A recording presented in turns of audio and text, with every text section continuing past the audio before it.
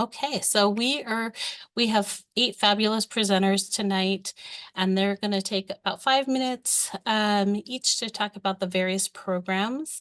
And so we'll start with our social sciences, humanities, and language. And yeah, next slide, please. Okay, and I'm going to let all of our fabulous staff introduce themselves so I don't mess up any names. And then we'll get started. So next slide, please. Yeah. And so we're going to ask everybody that they hold their questions until the end. But if you have a question and you want to just put that in the chat too, and then we'll answer that after our presentations. Okay, so today under our social sciences, humanities, and language, we're going to have a presentation on philosophy, psychology, and world languages, French.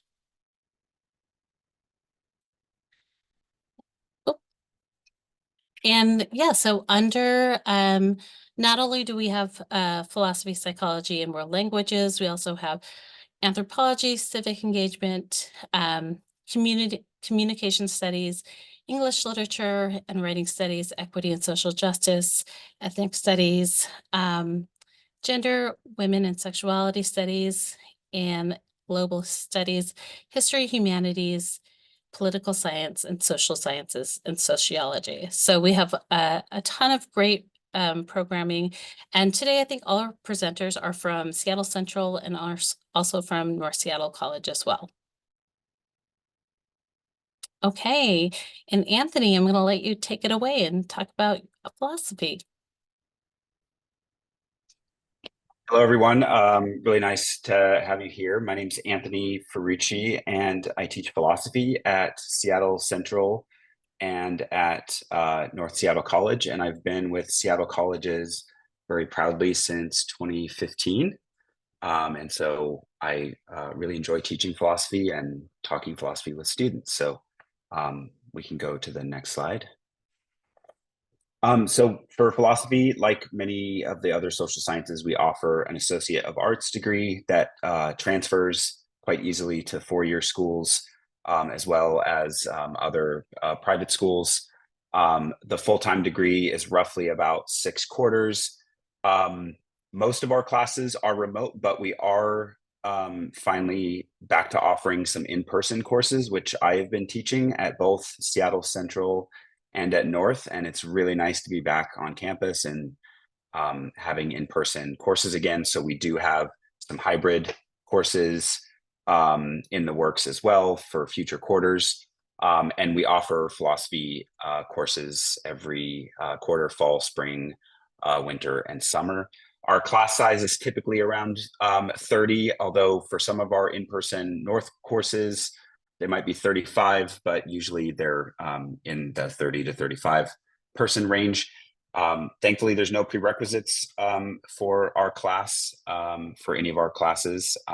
So yeah, we're always happy to welcome new students to the courses. And like I said, we do have the courses primarily at North and at Central. We have had philosophy at South in the past. And so I think maybe in the future we'll be able to bring those back, but primarily we're at North and Central right now. So yeah, if we want to go to the next slide. So some highlights of philosophy, if you're interested, we certainly value thinking critically, spotting bad reasoning, being able to persuasively support our own beliefs with good, compelling reasons. And I think philosophy is one of the best disciplines to prepare yourself for transfer to a variety of other disciplines as well, to four-year colleges and universities. And it is certainly a discipline that teaches, like I said, a wide range of skills that are in demand by employers, whether it's tech or business or law or politics, lots of different values for those. And I also just think philosophy is a great discipline to enrich your own life and to live a life with purpose and meaning, and to figure out who you are, which is one of the main things that we do teach in our intro classes. So yeah, we can go to the next slide. So one of the advantages of taking philosophy courses is that statistically we are some of the best performers on standardized tests. So if you're interested in going to medical school or taking the GRE or the LSAT for law school, philosophy students tend to perform very, very well on those standardized tests because of our reliance on logic and insistence on good, compelling reasoning.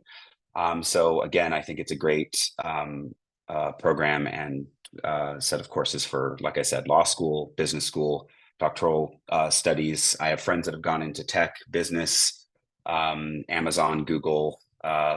They've gone on to become successful lawyers, and so many other disciplines as well. So it's a great preparation for those. There is a stigma that philosophers don't earn as much as other disciplines, but in fact, that's actually not the case. People with philosophy backgrounds do quite well. So I think this statistic is relatively recent, mid-career salary of around 78, around 80,000, depending on what the intended career is. So don't let anyone tell you that philosophy doesn't bake bread. It can, because of the skills that we prize. And so yeah, I just think it's a great discipline for either transition or as a study in and of itself. So yeah, so I think we can press on. So thank you very much.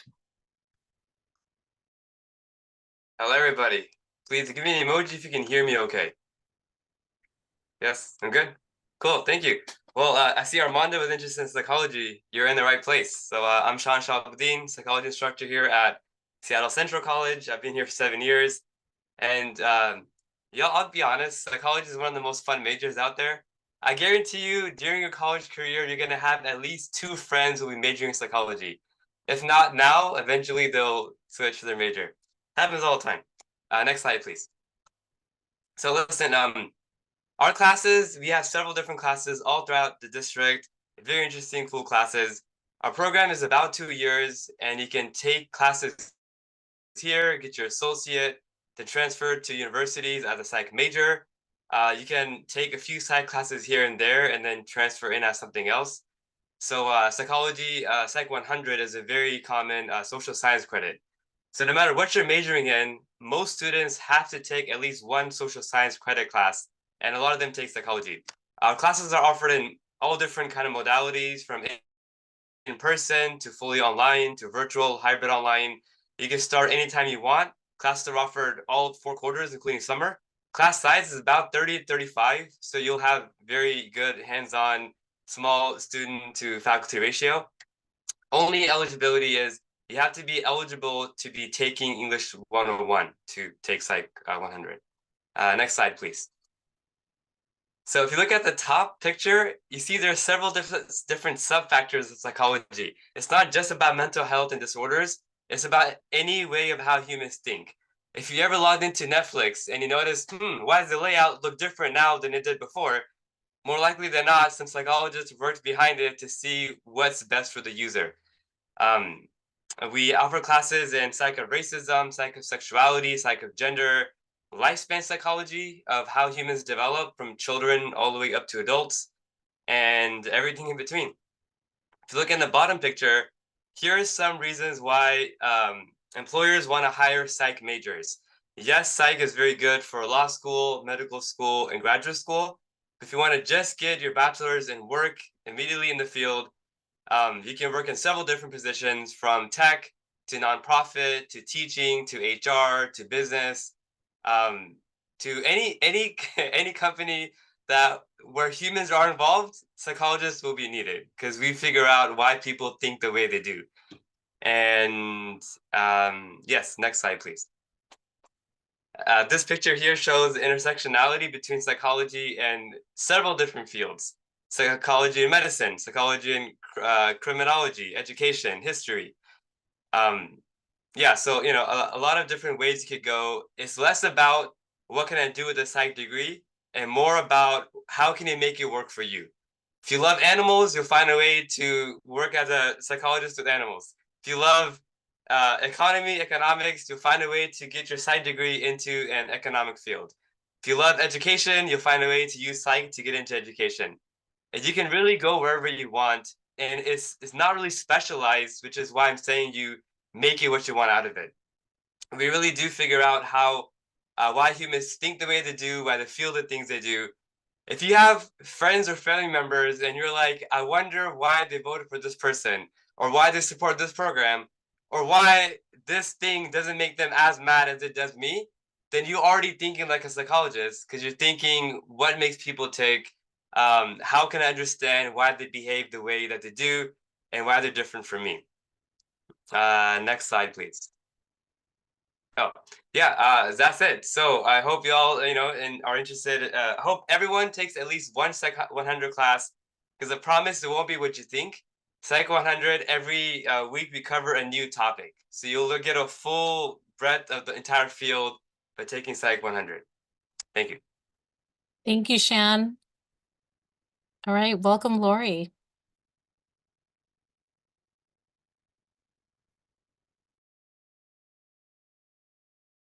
Lori, can you hear us okay?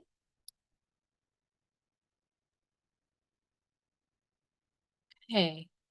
Sorry, I hit the mute button and it didn't. No worries. Oh, I see. Somebody unmuted me at the same time. Can you all hear me okay now? We can.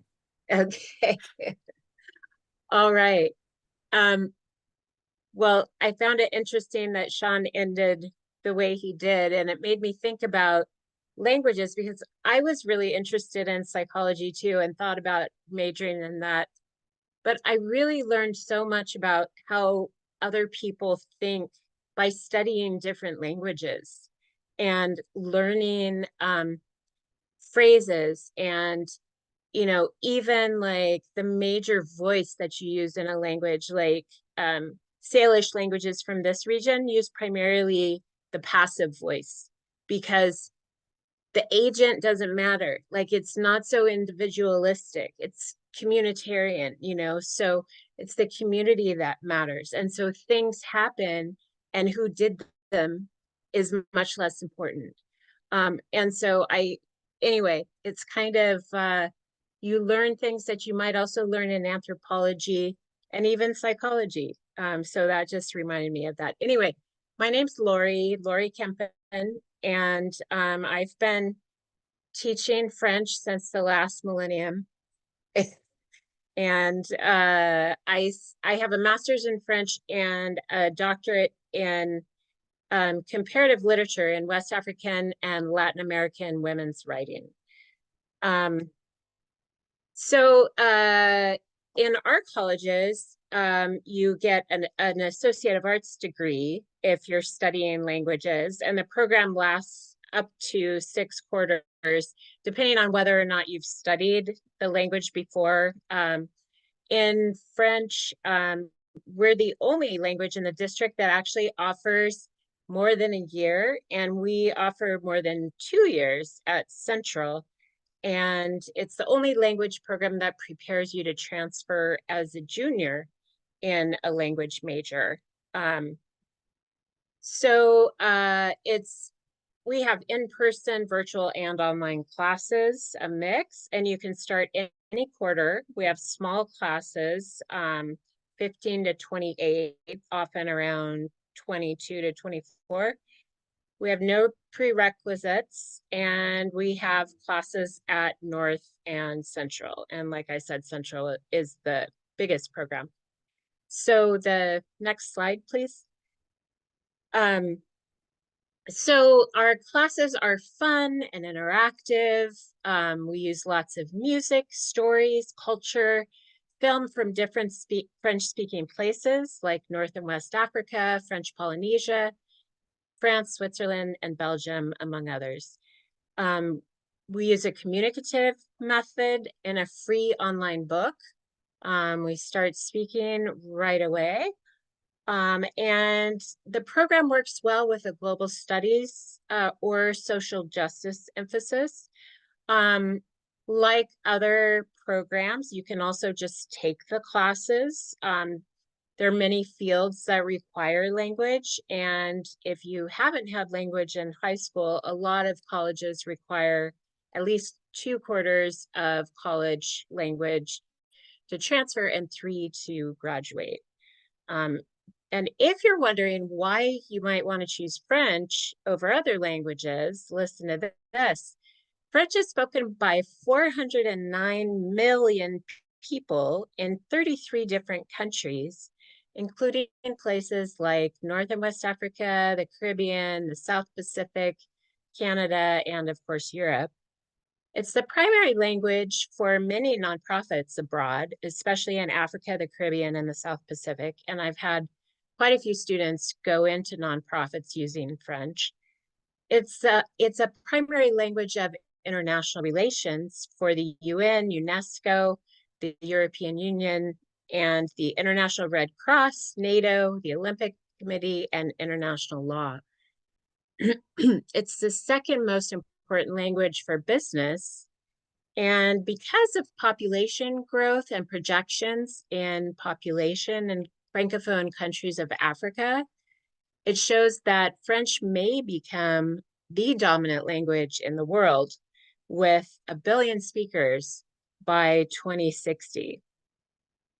French is one of the top areas of study that lead to higher earnings and less unemployment. And if you want to see the source for any of that, I can give that to you later. So next slide, future careers. Studying French will make you valuable to future employers in sectors like international business and law, international relations, and global nonprofits. And French can prepare you for a wide range of careers, including being a diplomat, a medical or other kind of interpreter, a museum curator, a teacher, a professor, a translator, a technical writer, a travel agent, a political analyst, and more. So I hope to see some of you in my French classes, and thank you so much for listening.